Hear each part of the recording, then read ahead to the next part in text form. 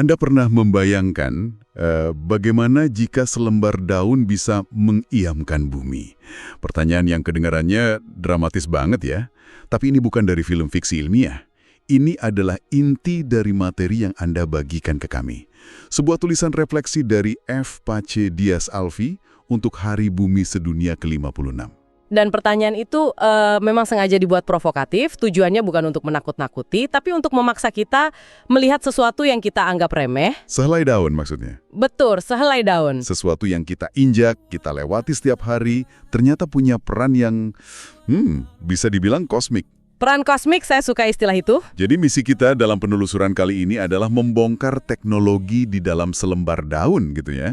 Kita akan lihat bagaimana organ yang tampak sederhana ini sebenarnya adalah pabrik biologi paling canggih di planet kita. Tepat. Kita akan melihatnya bukan sebagai hiasan, tapi sebagai mesin. Mesin yang mengubah cahaya matahari menjadi kehidupan. Oke, mari kita siapkan mikroskop imajiner kita dan kita telusuri bersama. Siap. Oke, mari kita bedah ini. Bayangkan kita ambil sehelai daun, lalu kita perbesar ribuan kali lipat. Seperti di diagram yang Anda kirimkan. Hal pertama yang saya sadari adalah, ini sama sekali bukan cuma lapisan hijau polos. Ini lebih mirip kota yang sangat terorganisir. Analogi yang sangat bagus. Kota ini punya tembok pertahanan yang luar biasa. Paling luar itu ada kutikula. Itu yang lapisan lilin transparan kan? Betul. Anggap saja ini jas hujan permanen untuk daun, supaya tidak kehilangan air saat panas, tapi cahaya tetap bisa masuk. Nah, tepat di bawahnya ada epidermis. Itu kulitnya berarti? Tepat sekali. Itu seperti kulitnya. Satu lapis sel yang rapat menjaga semua yang ada di dalam. Jadi, sudah ada 2 lapis pelindung sebelum kita masuk ke bagian utamanya. Benar-benar dirancang untuk efisiensi. Nah, di balik tembok itu, disitulah distrik industrinya, kan? Bagian yang disebut mesofil. Tepat. Mesofil ini adalah jantung dari semua operasi. Dan yang menarik, distrik industri ini pun dibagi 2 area dengan fungsi yang sangat berbeda. Oh iya? Ya. Di bagian atas, yang paling banyak kena sinar matahari, ada area yang disebut parenkim palisade. Palisade, oke. Sel-selnya itu ramping, panjang, dan berjejer super rapi seperti tiang. Tujuannya untuk menangkap setiap foton cahaya matahari seefisien mungkin. Tidak boleh ada yang terbuang. Wow, jadi seperti barisan panel surya yang dipasang dengan presisi maksimal. Tapi di bawahnya, di diagram, kelihatannya malah berantakan. Bagian yang disebut parenkim spons. Kenapa desainnya beda sekali? Itu ada jaringan yang sengaja dibuat berantakan dengan banyak sekali rongga udara. Sengaja dibuat berantakan? Untuk apa? Karena pabrik ini butuh sistem ventilasi yang sempurna. Ruang-ruang kosong inilah yang jadi paru-paru daun. Karbon dioksida yang masuk bisa menyebar dengan leluasa, dan oksigen sebagai produk sisa bisa menemukan jalan keluar dengan mudah. Luar biasa. Jadi ada keteraturan untuk menangkap energi dan kekacauan yang terstruktur untuk pertukaran gas. Persis. Lalu bagaimana bahan baku seperti air bisa sampai ke pabrik ini dan produk jadinya dikirim ke bagian lain? Pasti ada jalur logistiknya. Tentu saja. Itu adalah jaringan pengangkut yang di diagram terlihat seperti urat daun. Ada 2 jalur utama. Pertama, xilem. Xilem. Ini adalah pipa air minum untuk pabrik. Tugasnya mengangkut air dan mineral dari akar naik sampai ke setiap sel di daun. Oke, lalu yang kedua? Yang kedua ada phloem. Ini adalah jasa antar makanannya. Setelah pabrik ini menghasilkan gula, phloem yang bertugas mendistribusikannya ke seluruh bagian tumbuhan. Ke buah, ke batang, ke akar, manapun yang butuh energi. Dan semua lalu lintas gas, masuknya CO2 dan keluarnya O2, itu diatur lewat gerbang khusus kan? Stomata. Betul. Stomata ini seperti penjaga gerbang yang sangat cerdas. Pori-pori super kecil yang bisa membuka dan menutup sesuai kondisi. Kalau udara kering, mereka menutup untuk hemat air. Pinter sekali. Kalau kondisi ideal, mereka membuka lebar untuk menyerap CO2. Bayangkan, miliaran pori-pori kecil di seluruh dunia bernafas bersamaan. Secara kolektif, mengatur kadar gas di atmosfer kita. Ini bukan sekedar gerbang. Ini adalah salah satu termostat planet ya. Tapi dari semua bagian kota ini, ada satu bangunan yang paling penting. Pembangkit listriknya. Materi Anda menyoroti organel super kecil bernama kloroplas. Katanya, disinilah semua keajaiban terjadi. Iya, kalau daun adalah pabriknya, maka kloroplas adalah mesin-mesin individunya. Organel inilah yang memberi warna hijau pada daun karena di dalamnya ada pigmen yang disebut klorofil. Dan ini hanya ada di tumbuhan, kan? Hanya ada di tumbuhan dan alga. Hewan tidak punya. Inilah yang membedakan produsen energi dengan konsumen energi di dunia ini. Kalau kita perbesar lagi mesin ini, kloroplas, strukturnya juga rumit ya. Saya lihat di diagram kedua Anda, ada semacam tumpukan koin hijau di dalamnya. Kenapa bentuknya harus seperti itu? Pertanyaan bagus. Tumpukan koin itu namanya tilakoid dan menumpuk seperti itu adalah cara alam yang paling efisien untuk memaksimalkan luas permukaan. Jadi semakin luas permukaannya, semakin banyak cahaya yang bisa ditangkap. Tepat, semakin banyak klorofil yang bisa dijejalkan, semakin banyak cahaya yang ditangkap. Di membran tilakoid inilah tahap pertama fotosintesis terjadi, yang disebut reaksi terang. Reaksi terang. Di sini, energi cahaya matahari ditangkap dan diubah menjadi energi kimia jangka pendek. Ini adalah percikan pertama dari semua proses. Percikan pertama. Lalu energi dari percikan itu diapakan? Di sekitar tumpukan koin ini kan ada semacam cairan atau sup di dalam kloroplas. Sup itu disebut stroma. Nah, setelah energi ditangkap di tilakoid, energi kimia jangka pendek itu dilepaskan ke stroma. Disinilah tahap kedua terjadi, Tahap kedua. yaitu reaksi gelap. Disebut gelap bukan karena harus terjadi di malam hari ya, tapi karena tahap ini tidak lagi butuh cahaya secara langsung. Oke, jadi dia pakai energi yang dari reaksi terang tadi. Persis, di dalam stroma inilah CO2 yang diserap daun dimasak menggunakan energi dari reaksi terang untuk menghasilkan produk akhir yang stabil, gula atau pati, makanan utama bagi tumbuhan. Oke, jadi kalau disederhanakan, ada dua lini produksi. Lini pertama di tilakoid, tugasnya mengubah tenaga surya jadi baterai kimia yang terisi penuh. Lini kedua di stroma, tugasnya menggunakan daya dari baterai itu untuk mengubah karbon dioksida menjadi makanan. Begitu. Analogi yang sempurna, dan keduanya harus berjalan beriringan. Tanpa cahaya, baterainya tidak terisi. Tanpa CO2, baterai yang terisi penuh itu tidak ada gunanya. Sebuah tarian biokimia yang sangat presisi. Oke, kita sudah masuk ke dalam mesin terkecil di daun. Sekarang saya mau kita zoom out lagi.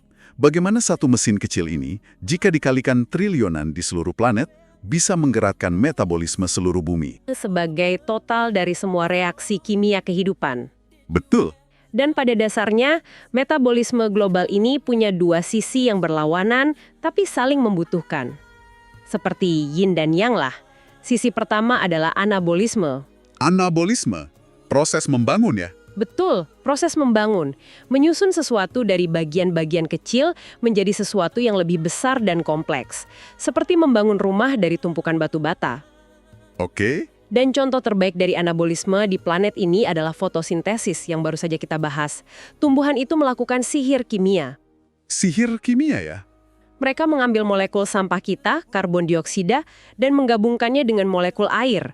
Dengan kekuatan matahari sebagai palunya, mereka menyusun ulang atom-atom itu menjadi satu molekul gula yang kaya energi. Dan proses ini butuh energi kan? Menyerap energi?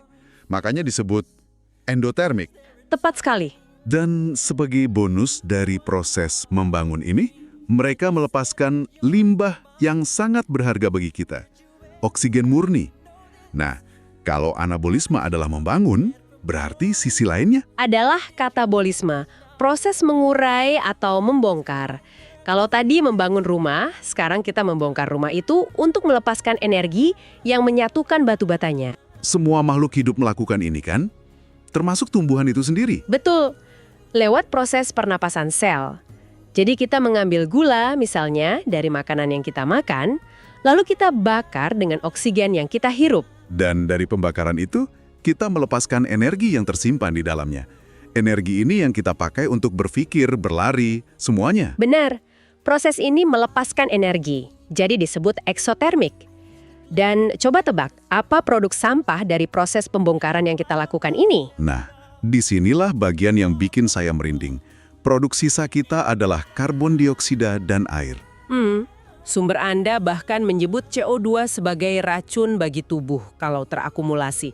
Tapi racun yang kita hembuskan ini adalah bahan baku utama yang ditunggu-tunggu oleh tumbuhan. Persis. Inilah siklus paling elegan di alam semesta loh. Limbah dari proses katabolisme kita adalah sumber daya bagi proses anabolisme tumbuhan. Dan sebaliknya. Dan limbah dari anabolisme tumbuhan, yaitu oksigen, adalah sumber daya bagi katabolisme kita. Kita ini saling memberi nafas. Tumbuhan menghasilkan makanan dan oksigen. Kita menghasilkan karbon dioksida dan air yang mereka butuhkan. Sebuah sistem daur ulang global yang sempurna. Itulah dia. Ini benar-benar mengubah cara saya memandang saat menghembuskan napas. Saya tidak sedang membuang sampah. Saya sedang memberi makan hutan. Dan hutan memberi Anda makan kembali dengan setiap tarikan napas. Keduanya terkunci dalam tarian abadi.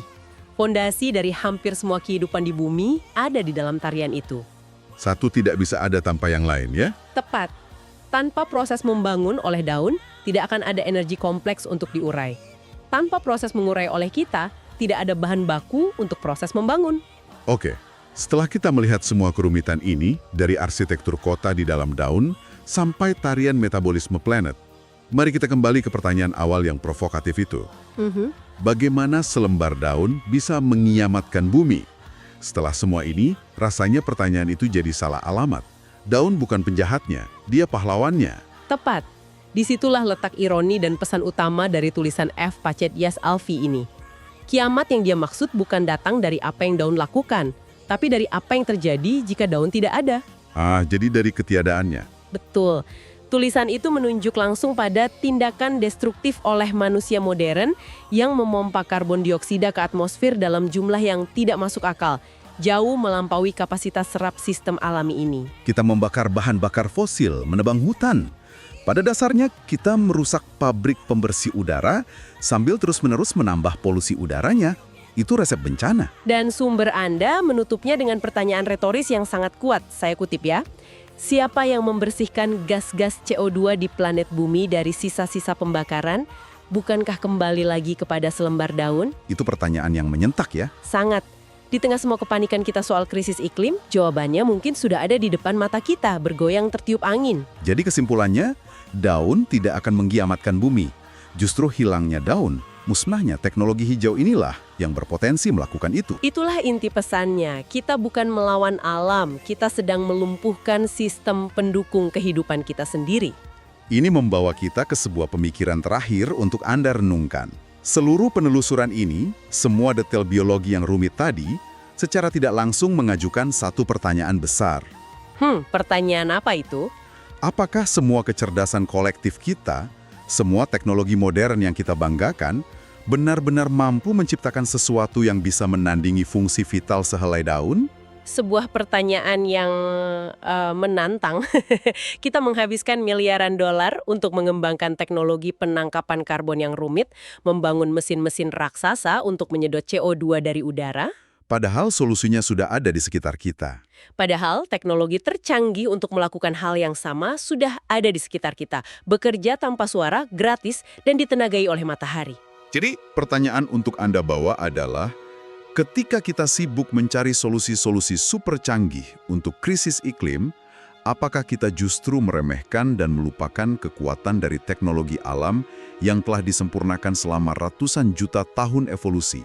Teknologi yang bekerja tanpa henti di setiap helai daun di halaman belakang rumah Anda, di taman kota, dan di hutan-hutan yang tersisa di planet ini.